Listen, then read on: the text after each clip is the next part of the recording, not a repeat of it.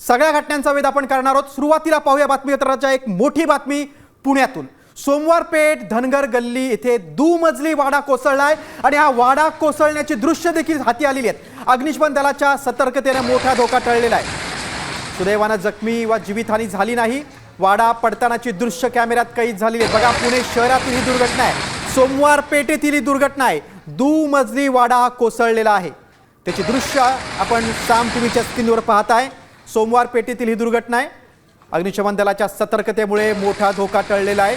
सुदैवाने या दुर्घटनेमध्ये कुणीही जखमी झालेलं नाही। पुण्यामध्ये मुसळधार पाऊस आहे आणि आपण बघतोय पुणे शहरामध्ये एक जीर्ण वाडा कोसळलेला आहे। जुना वाडा कोसळलेला आहे। दुमजली वाडा हा होता। वाडा कोसळतानाची दृश्य आपण बघताय।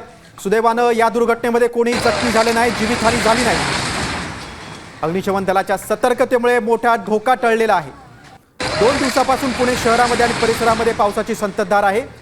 अनेक ठिकाणी झाडं कोसळण्याची देखील घटना घडलेली आहेत। आपण बघतो की आता शहरातील ही दुर्घटना मोठी दुर्घटना आहे। अगदी वर्दळीच्या ठिकाणी हा सगळा गजबजलेला भाग आहे। सोमवार पेठ म्हणजे पुणे शहरातला मध्यवर्ती भाग आहे आणि तिथं ही दुर्घटना घडलेली आहे। आपण अधिक माहिती घेऊया आमचे प्रतिनिधी अक्षय बडवे यांच्याकडनं। अक्षय, या दुर्घटनेमध्ये सुदैवाने कोणी जखमी झाली नाही, पण मात्र वाडा किती जुना होता आणि काय सद्यस्थिती आहे?